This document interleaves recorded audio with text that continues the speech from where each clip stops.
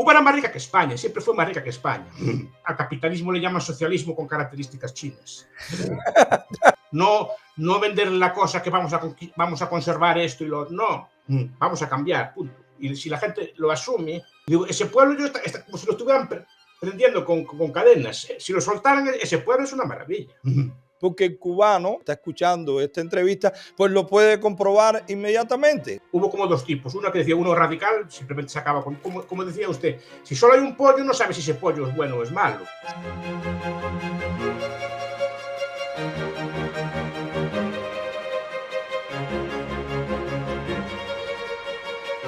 Buenos días a toda esa gente que ha estado esperando ya por la carátula. Ustedes saben a quién tenemos hoy aquí. Primero y principal, el socialismo es malo y el capitalismo es bueno. Capitalismo de mercado, es así de fácil. Si aprenden esto ya aprendimos bastante. El socialismo es malo. Pero hoy hay que quitarse el sombrero. Y que hoy tenemos aquí con nosotros, que muy amablemente ha aceptado esta entrevista, al profesor universitario, profesor de economía, politólogo, doctor en ciencias económicas, don Miguel Anzos Bastos. ¿Quién no conoce? Ustedes lo saben. Además, ya uno que otro se ha dado cuenta que lo sigo, que lo busco, que lo leo, porque en explicaciones que he dado de economía, pues se ve, casi es copy y pega. Pero bueno, esa es la influencia que ha tenido el profesor en nosotros. Para nosotros es hoy por hoy un faro de la luz anarcocapitalista. Imagínense ustedes, si tenerlo aquí con nosotros no es una alegría. Así que vamos a disfrutarlo juntos. Por favor, George, ponme en la cámara al profesor don Miguel. Buenos días, don Miguel, ¿cómo está usted? Estamos bien, gracias a Dios. Muchas gracias por acceder a esta entrevista. Hoy, ¿qué vamos a hacer, don Miguel?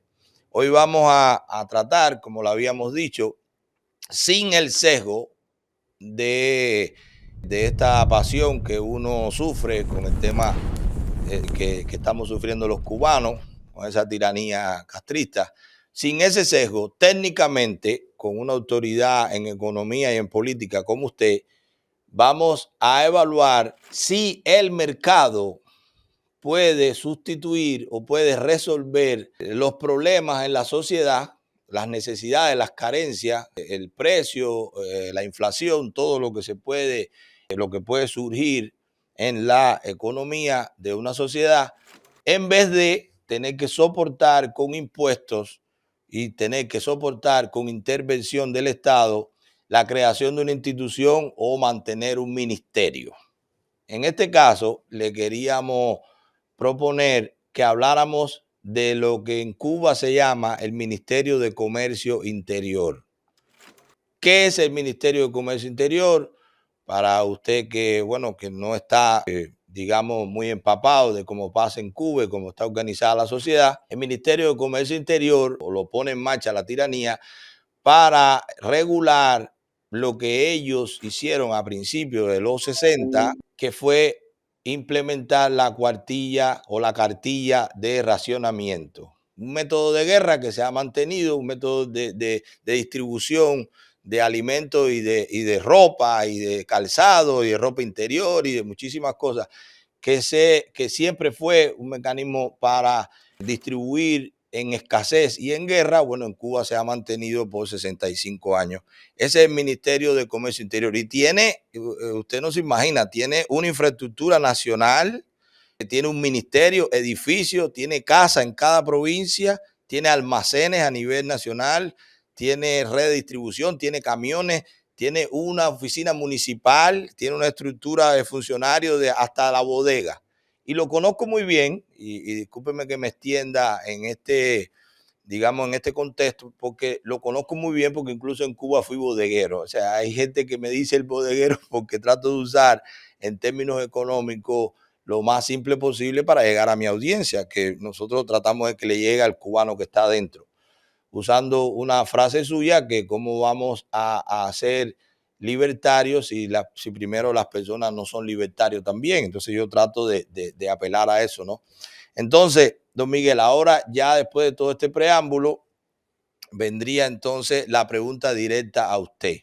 usted como una autoridad en economía y con tanto conocimiento y con tanto estudio sobre cómo se comporta la economía, el mercado y el daño que hace la intervención del Estado, ¿cómo nos explicaría a los cubanos qué tanto hace falta un ministerio como el Ministerio de Comercio Interior en un país, en cualquiera que sea? Bien, primero, muchas gracias, señor Milanes, por la invitación y por la oportunidad de explicar este tipo de cosas. Porque estas cosas hay que explicarlas no solo a la población, sino también a los propios comunistas.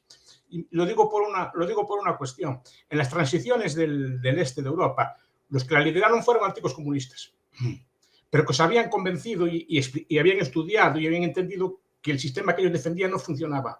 Por eso es muy importante también explicárselo a ellos. Yo creo que muchos de ellos son personas inteligentes, son personas capaces, y creo que no están movidos solo por el poder. Y yo creo que hay que, por lo menos, explicarle cómo funcionan estas cosas, discutirlo y abrir el debate. Creo que serían buenos aliados. Y además, muchos de ellos están bien formados y para el futuro hay que contar con ellos. Qué bien que diga esto, porque nosotros también tenemos y ahí comienza, señores, es que cuando uno habla con personas así, inmediatamente el cerebro empieza a explotar. Nosotros tenemos en la oposición mucha gente que son de izquierda. Yo diría que una gran mayoría de la oposición cubana.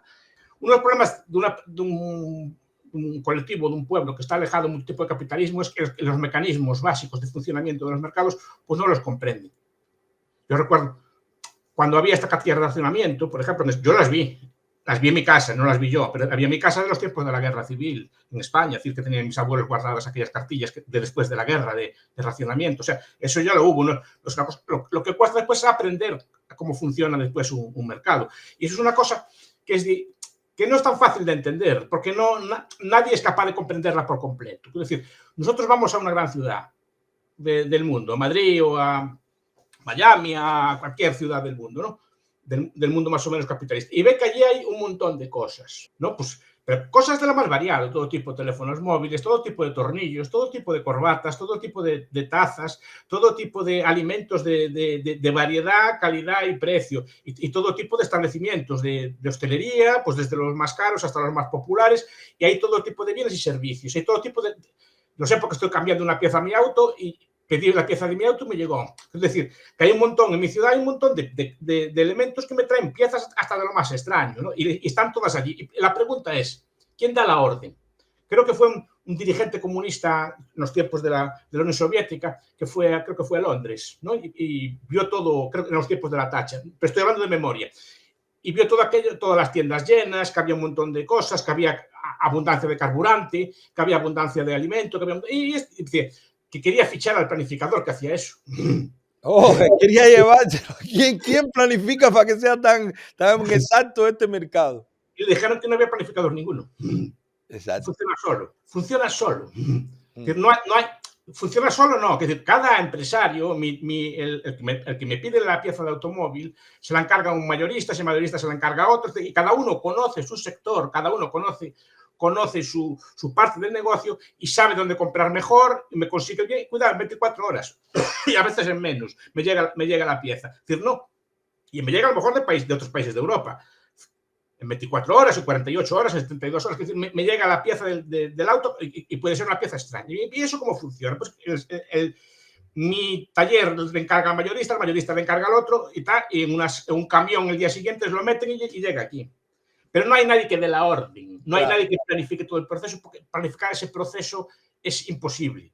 Es el caso aquel famoso del lápiz, que no me canso de repetir, de Leonard Reed, que es conocido. Es decir, ¿cuánta gente hace falta para hacer un lápiz? Y la gente dice, no, 20 personas. No, hacer un lápiz requiere cientos de millones de personas.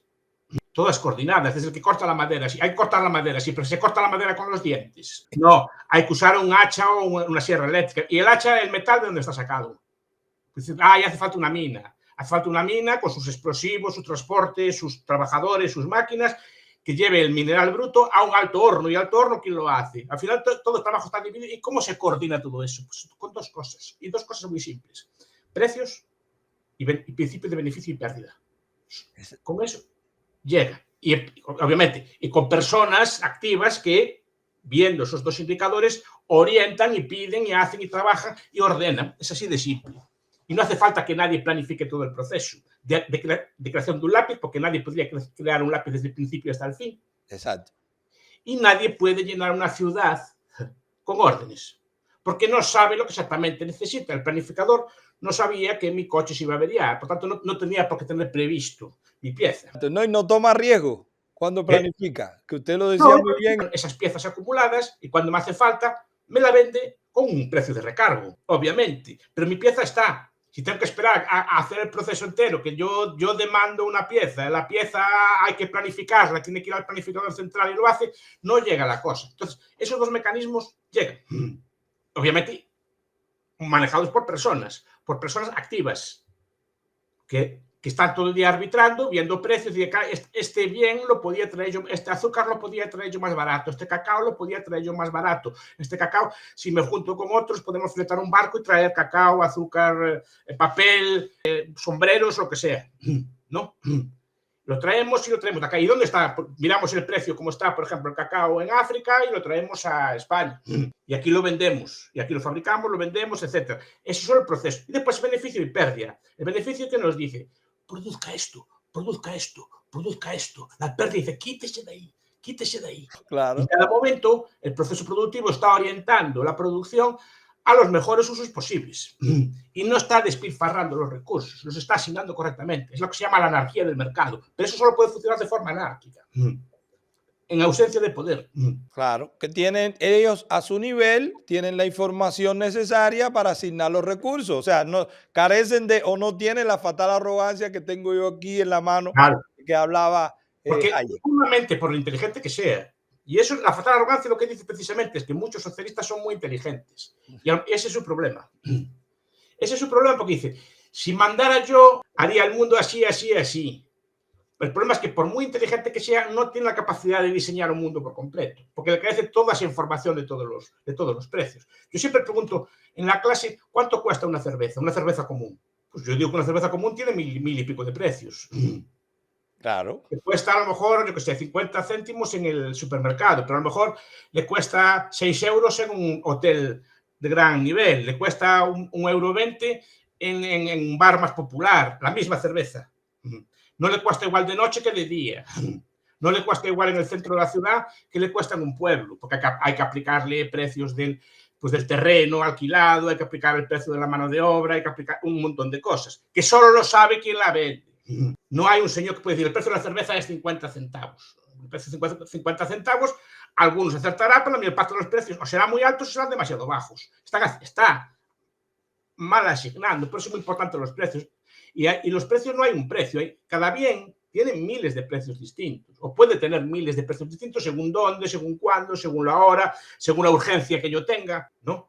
Entonces, ¿cuál es el precio correcto? Si yo necesito el carro para mañana, yo estoy dispuesto a pagar caro por la pieza. Si no tengo prisa, pues vienen, en vez de venir en un camión rápido, viene en un tren o viene en una cosa más lenta. Pero depende de la prisa que yo le meta al comerciante. Porque para mí esa pieza a lo mejor, y no tener esa pieza me cuesta más dinero. Por falta de poder moverme, de no poder cumplir con mis compromisos, que comprar esa pieza. Pero el problema es cómo se sabe todo eso. Pero repito, vean esa maravilla. Cómo todas estas ciudades están abastecidas y nadie da la orden. Es que no se podría planificar tampoco. Esa es la idea. Y funciona. Precios que nos van diciendo, los precios son un transmisor de información. A lo mejor puede que no sea el mejor que haya, pero es el que hay. Nos dice en cada momento, si un bien es difícil de hacer o malo de hacer, si es abundante o es escaso, qué demanda tiene, etcétera, ¿no? Y nos va informando y nosotros vamos viendo si es muy caro, vamos buscando alternativas y vamos buscando sucedáneos o vamos buscando otras formas de producirlo. Y el beneficio y la pérdida es lo mismo. Esas dos cosas orientan. Y todo eso elimina la necesidad de ningún comercio central. Y a veces pienso incluso pues, en los negocios prohibidos. ¿Cómo es que hay droga en los sitios si está prohibida? No sé cómo hacen, pero burlan. No, y usted sabe que en el caso de Cuba específicamente, yo creo que en su momento, cuando tengamos información exacta, porque yo a veces discrepo con otros economistas que toman la información que publica la tiranía, porque yo sé que carece de toda transparencia y se manipula, pero bueno, también acepto que es la que hay, bueno, y sobre eso se hacen los análisis. Pero en el caso de Cuba, la economía informal es en realidad la que está resolviendo los problemas. O sea, toda necesidad es la economía informal, porque en Cuba incluso hay un dicho que dice, tú encuentras cualquier cosa dentro de la carencia, ¿eh? Porque uno cuando vive dentro de la carencia piensa que tiene todo si consigue dinero. Cuando sale y ve todas las alternativas, es un problema comprar algo fuera de Cuba para el cubano acabado de salir. Porque en Cuba tú vas a comprar pollo, bueno, lo conseguiste en el mercado informal o lo que te venden en la bodega, pero es un pollo. A lo mejor fue al comerciante que le compraron en Brasil o donde sea, o se lo regalaron y lo están vendiendo ellos. Pero tú sales a comprar, por ejemplo, la primera vez que yo salí de Cuba fue a España. Y cuando yo llego, y era cuando en España hablaban de una crisis. No, hay una crisis, pero ¿cómo crisis? Yo nunca había comido aceituna, por ejemplo. ¿Cómo Sí. crisis? Aquí hay como 15 tipos de aceituna. ¿Y cómo crisis se está hablando de 1.000 euros y que como que no alcanzaba? En mi vida había visto yo 5 euros. ¿De cómo se habla de crisis? Entonces, si iba a comprar pollo, había pollo que vegano, pollo que más grande, pollo sin pluma, con cabeza, sin cabeza. Era un problema comprar pollo porque uno decía, póngame un solo pollo porque yo no sé escoger. Donde uno viene de la necesidad no tiene ni la capacidad de escoger. Entonces, claro, en Cuba la economía informal es la que al final resuelve la demanda. Entonces, hasta incluso usted hablaba de precios.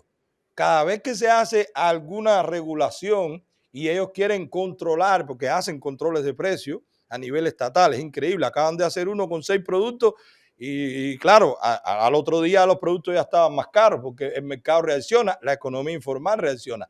Pero ellos van a buscar la información del precio con la incapacidad que tienen por su fatal arrogancia en la economía informal. Y si van a ponerle una tasa al dólar, pues van a buscar la tasa del dólar que está en la calle, dicen ellos, o en el mercado informal.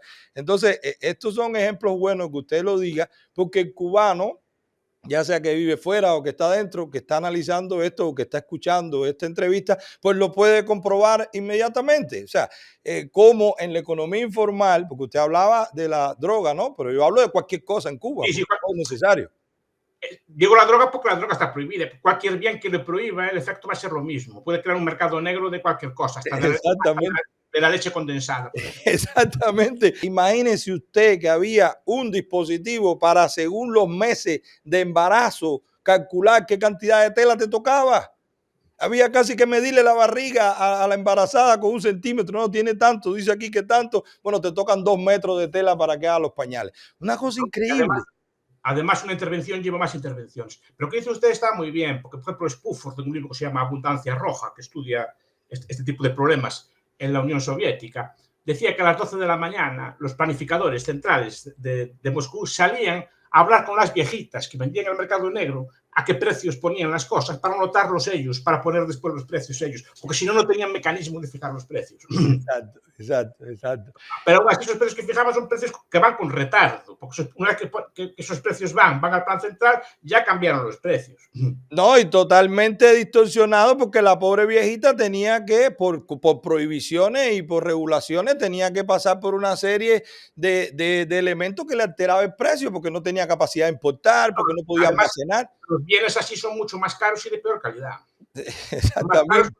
hay que sumarle al precio del bien, hay que sumarle los costes del riesgo de arriesgarse a vender eso, ¿no? Y la calidad, al no haber competencia, no es que mejora la calidad, es que no sabemos lo que es calidad. Como decía usted, si solo hay un pollo, no sabe si ese pollo es bueno o es malo. Solo sabe si un pollo es bueno o es malo cuando lo compara con otros tipos de pollo.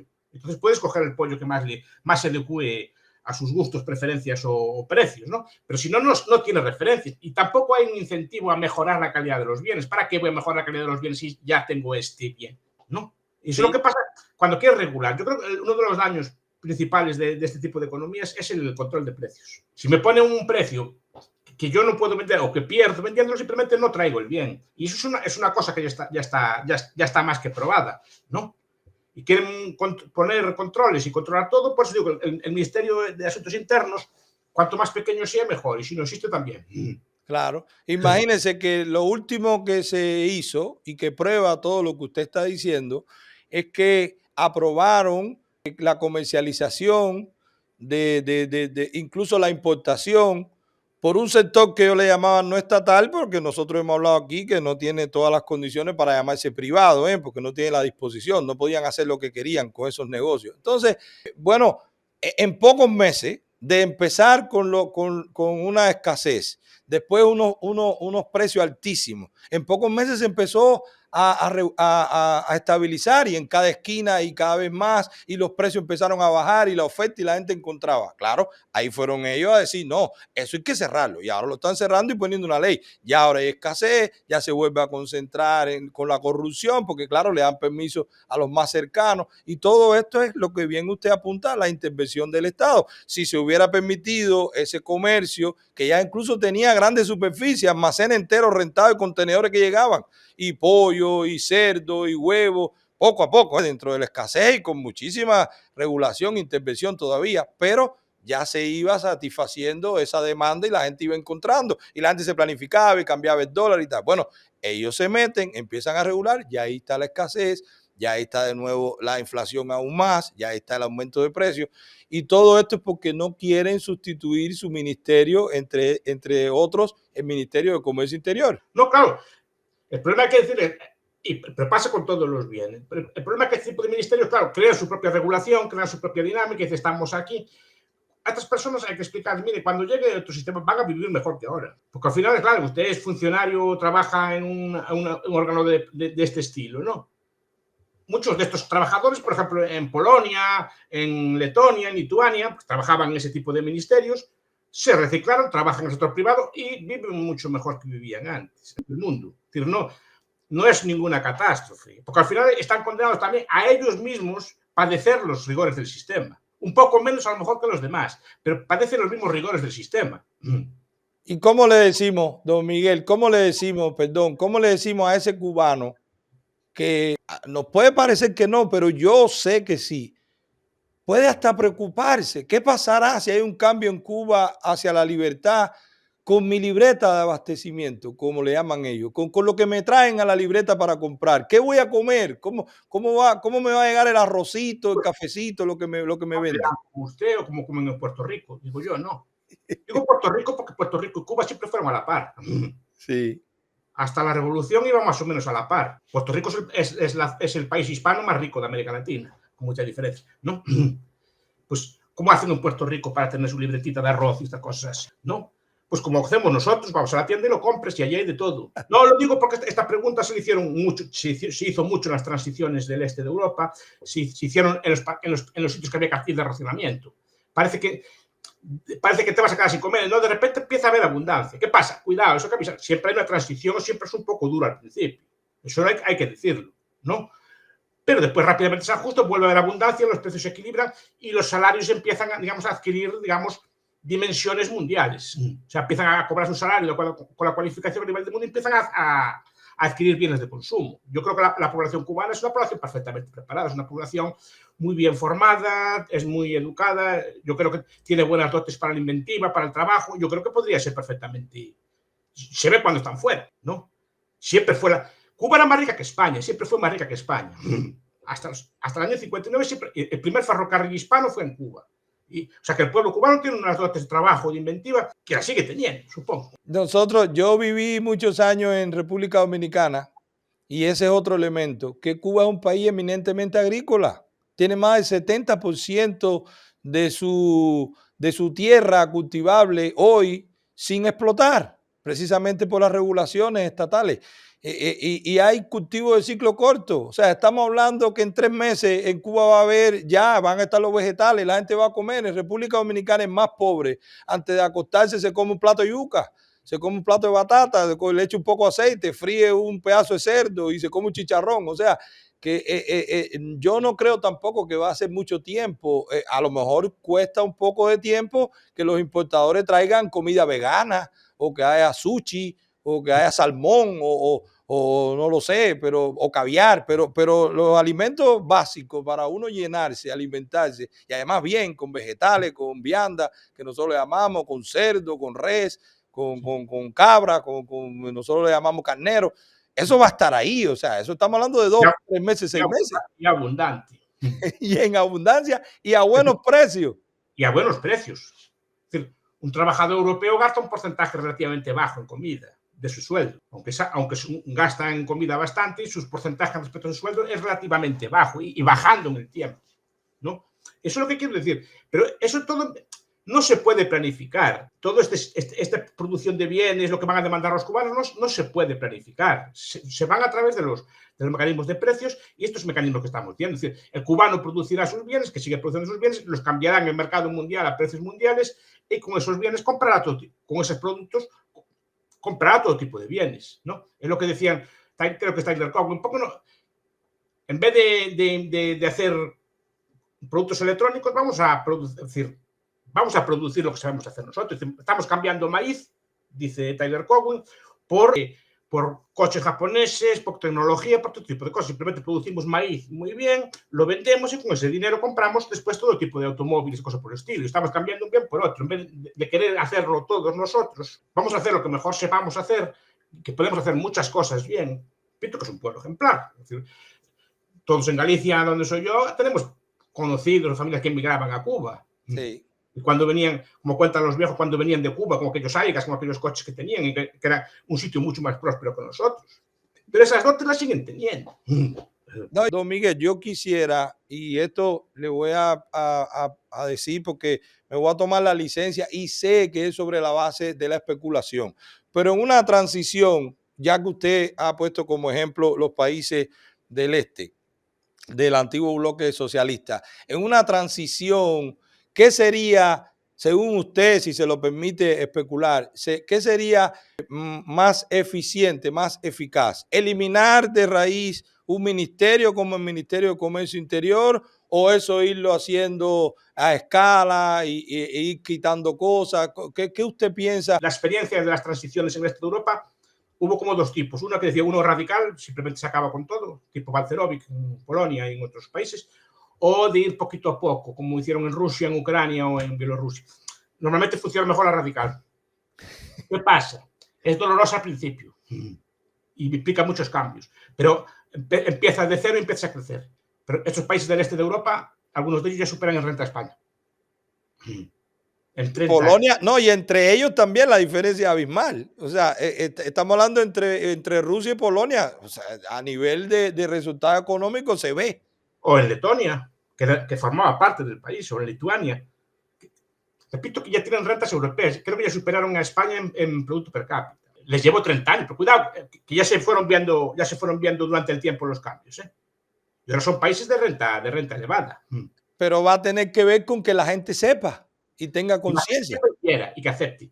Exacto. Y explicárselo. No vender la cosa que vamos a conservar esto y lo otro. No, vamos a cambiar, punto. Y si la gente lo asume, y lo asume el comunista también, repito, en esos países el comunista también formó parte del cambio. Y ganaron también. O sea, su nivel de vida también mejoró. Es lo que hay que explicar.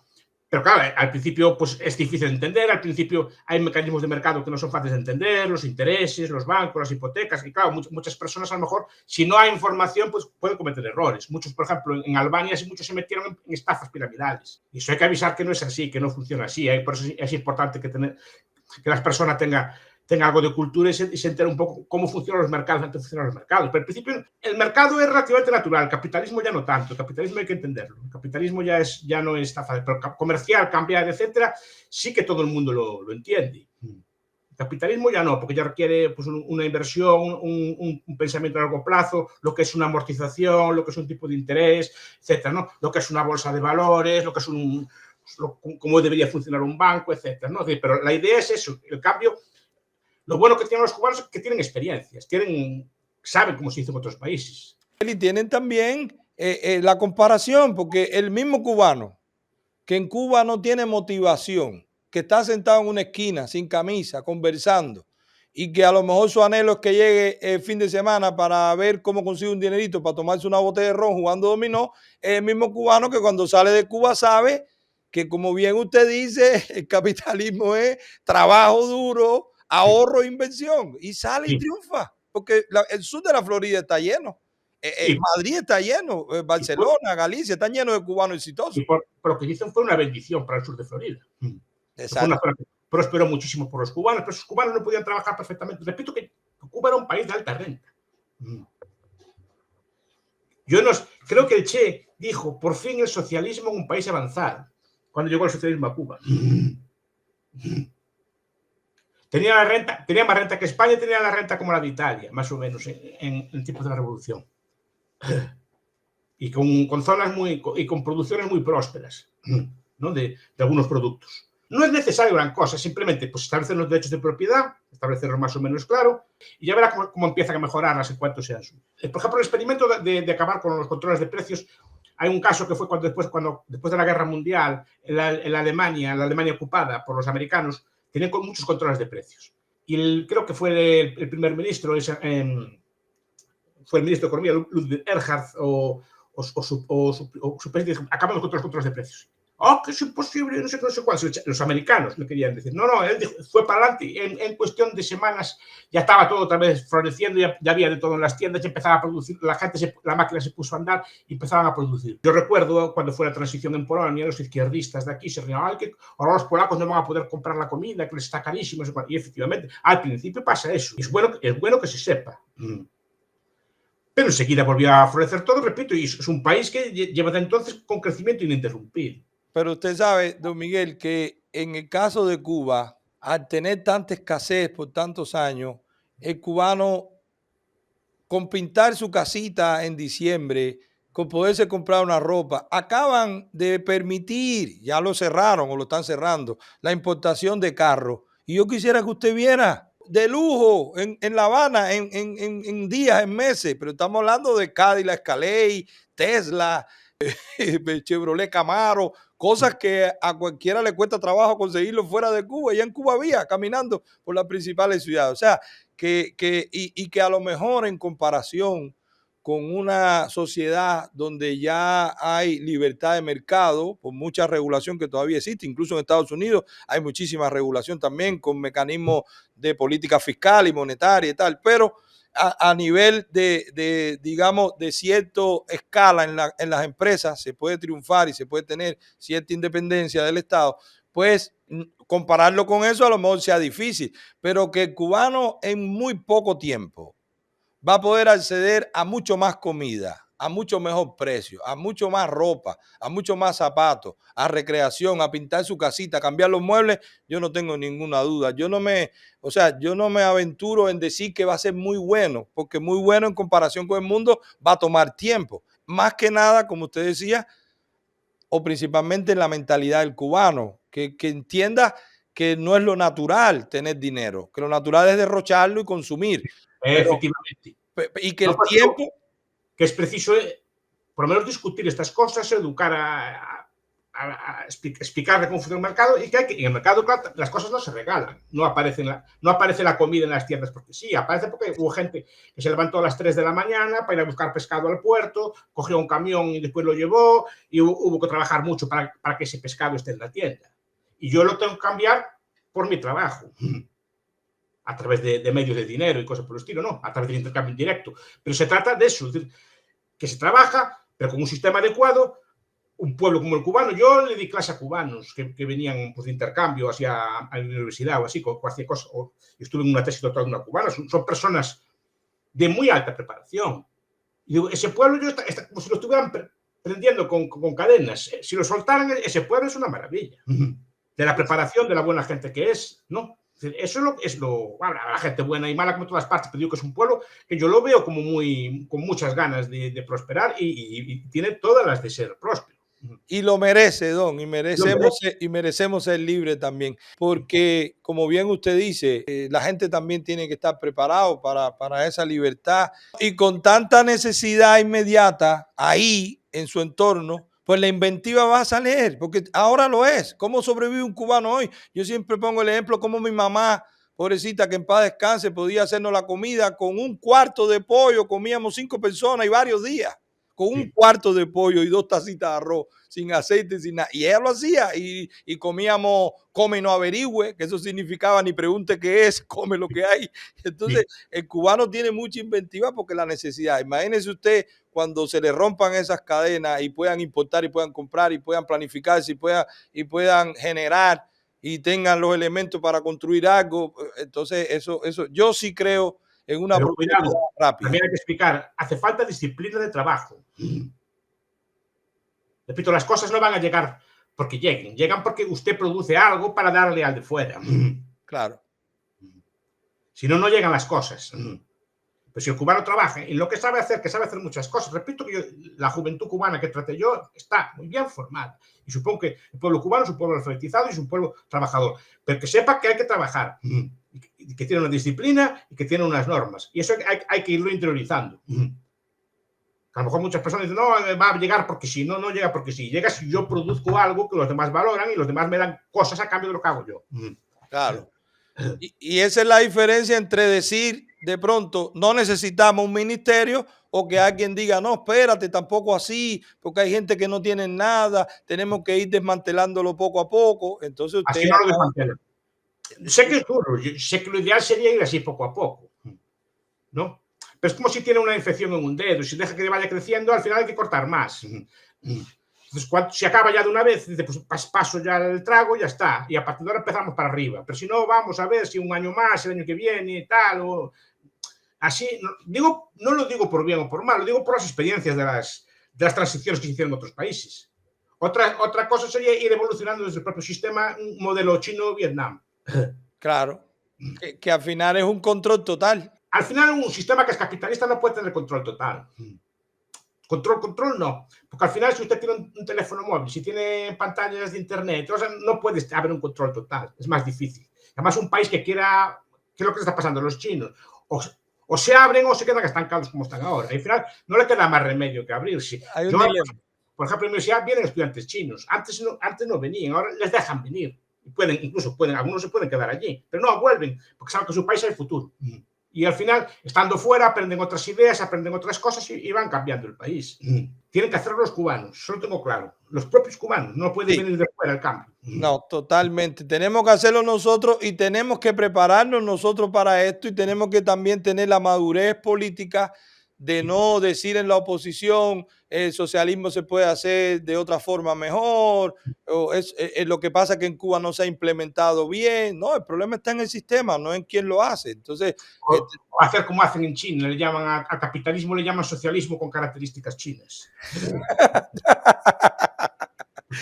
Llámele socialismo del siglo XXII al capitalismo y ya está. Exactamente, le cambian el nombre. Sí, ellos hacen eso muy bien. Ellos constantemente cambian el nombre para que sea. En Cuba le llamaron, no le decían sector privado, le decían sector no estatal. O sea, constantemente evadiendo los conceptos que la gente pueda buscarlo y ver en realidad qué significa. Yo me hablado del comercio interior. Yo hice una pequeña introducción. Después hay que ir precio por precio, política por política, controles de calidad, controles de precios, regulaciones, etc. Pero lo que quiero decir es que el mecanismo no hace falta que se planifique, no hace falta un ministerio. Normalmente las ciudades o los pueblos o los países se llenan de cosas sin que haya un ministro que diga lo que tiene que traerse. Exacto. Eso es lo que prueba que no hace falta. Claro. Y además hay una evidencia, porque es que contra la evidencia, sea matemática, histórica, científica, no se puede tampoco ni en política. Las mismas bodegas que eran de muchos gallegos y que estaban abarrotadas, que te hacían una listica porque te daban financiamiento, eres fiado, no, me lo paga a fin de mes o a fin de semana. Te lo llevaban a la casa porque tenían lo que hoy llaman delivery con un app. El gallego te mandaba morenito, ve para allá o al ayudante que tuviera. Esa misma bodega abarrotada, llena con de todo en el 59, la nacionalizaron o la expropiaron y ahora está vacía. La misma. No es que ellos han construido nuevas bodegas. Entonces, ¿qué pasó? ¿Cuál es la diferencia? El Estado, la intervención, el Ministerio de Comercio. Claro, el Ministerio no sabe. El bodeguero conocía a sus clientes, sabía exactamente más o menos lo que demandaba y sabía dónde conseguir los bienes de la mejor calidad que al mejor precio. Y intentaba dárselos a sus vecinos porque había competencia en otras bodegas. Claro, y se lo vendía más caro al que se lo fiaba y se lo mandaba a la casa el que sabía que la bodega era una en cada esquina. O sea, una competencia feroz. Competencia de precios, de calidades, de servicio.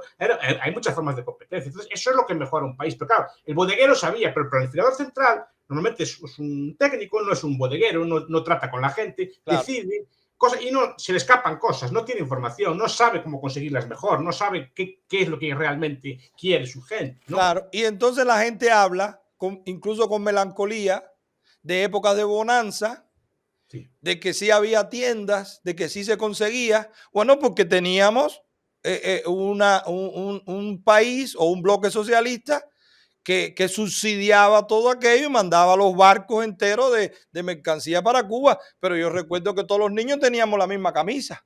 Sí. Y todos los hombres tenían los mismos pantalones y salir el sábado era todo el mundo con el mismo pantalón y los mismos zapatos, los mismos, porque venían de Rusia y era lo que te vendían por la libreta. Entonces, no era que había bonanza, no era que el Estado estaba satisfaciendo, es que le estaban quitando el dinero a los soviéticos o a los rusos, porque había pueblos en Rusia que no tenían combustible para energía. Cuando acabó fue el periodo especial, famoso. La falta de todo ese abastecimiento que venía del bloque, bueno, cuando hicieron el CAM, entonces Cuba le daba azúcar o le daba tabaco o le daba ron y entonces de allá venían contenedores de mercancía, lo traían de diferentes países, pero de todo, estamos hablando hasta de contenido en la televisión. Yo crecí viendo muñequitos rusos por la televisión, o sea, Sí, no es que, y juguetes y todo. Entonces no es que hubo bonanza, es que había un subsidio sacándole dinero a había otros. bonanza con respecto a ahora, a lo mejor.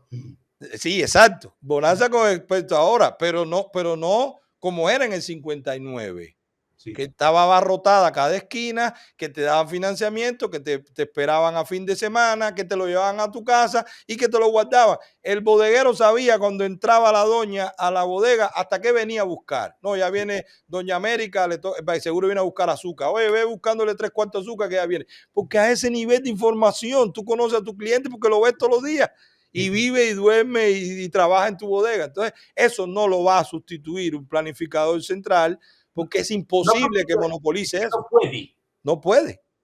Aunque fuera bien, aunque tuviera buenas intenciones, no puede, le carece de esa información, no tiene todo el conocimiento tácito de tiempo y lugar, no sabe exactamente cómo están variando los precios a nivel mundial, está siempre actuando con retardo. Como se le escapa un detalle, tiene que volver a rehacer el plan. Así es. Y después viene la cuna, porque yo lo sé, de la corrupción. Porque entonces en toda esta carencia, en cada bodega es un centro de tráfico. Porque es increíble. En las bodegas se trafica azúcar o leche en polvo o se adultera. Le echan agua ron, le echan azúcar pulverizada a la leche en polvo para que pese más. Le ponen cartucho, le ponen saco para que pese más cuando le quiten, no le quitan la tara para que sea más y tú poder, y que te sobre, que hay un excedente que entonces es que se vende. Pero yo recuerdo en el 1992, 93, una caja de cigarros la regularon y del 31 de diciembre al 1 de enero costó 10 veces. Sí. Y la misma caja de cigarros de un día a otro costaba 10 veces más porque la regularon. Entonces, esto está ahí y el cubano lo está sufriendo. El Y lo control de está precios viendo. es lo peor que hay. El control de precios es lo peor que hay. Y lo está viendo. Una política muy popular, a todo el mundo le parece bien, pero es lo peor que hay. Es así, es como el salario mínimo y como las horas y como todo. Bueno, don Miguel, no le quisiera robar más tiempo. De verdad, muchísimas gracias. Usted no se imagina el efecto que tienen estas conversaciones, porque le repito y además le agradezco que a las personas que no quieren que se haga esta labor de educación, como bien usted dice, con quien no lo entiende todavía y es bueno que esto se haga, rápido una defensa es el sesgo. No, pero eso lo dice Milanés porque está en contra de lo que está pasando en Cuba. No, aquí estamos hablando con un profesor, con un catedrático, con una persona de autoridad intelectual y en conocimiento, como para demostrar aquí afablemente, ¿verdad? Hasta coloquialmente, porque no nos hemos ido con términos muy técnicos. Esto ha sido una conversación. ¿Por qué no hace falta un ministerio para que se abastezca, para que el cubano coma, se vista, o para que cualquier país coma, se vista y además satisfaga todas sus necesidades a buen precio y con buena calidad? Pero la prueba está en los países exsoviéticos, no hay ese tipo de ministerio y hay comida en las tiendas y azúcar en las bodegas. No, ya es un macetazo. Hoy ¿Eh? no hay Ministerio de Comercio Interior en lo que antes había y tienen más que antes. Probablemente, sí. Bueno, muchísimas gracias. Ahora habría que desarrollar otros temas, claro. Bueno, no, eso depende de usted. Nosotros aquí tenemos esto abierto para usted cada vez que tenga tiempo, porque de verdad, y usted lo verá. A nosotros nos ven mucho dentro de Cuba y cada vez que tenemos la oportunidad de hablar así con personas como usted, la gente lo agradece, porque también se acerca. Muchas veces el pueblo cubano dentro, y se lo digo por feedback que tengo, se siente abandonado. se siente como que se habla muy aéreo de Cuba, y el cubano de a pie quiere que también, como él, entender que le hablan a él. Y eso es lo que usted ha hecho hoy. Y se lo agradezco porque mucha gente humilde, trabajadora, va a ver esto y va a decir, wow, es así. Es así, y eso lo estamos viendo. El presidente Milei tiene un apoyo grandísimo de los cubanos, no solo en Argentina, dentro de Cuba la gente quiere a Milei. Y es por eso, porque la gente se ve identificada en estas ideas y tenemos tantas ansias de libertad que cuando tenemos la oportunidad de hablar así con personas como ustedes, pues la sentimos un poquito más cerca. Así que muchísimas gracias. Ustedes, Esperamos que en otro momento podamos tenerlo también, que tenga disponibilidad para que entonces demostremos la no necesidad, así como los derechos, ¿verdad? Que son negativos, no positivos, la no necesidad de un ministerio en Cuba, de otro. Veremos otro. A ver. Pues muchas gracias a usted por la amabilidad y hasta la próxima, si Dios quiere. Amén, así será, así será. Muchas gracias.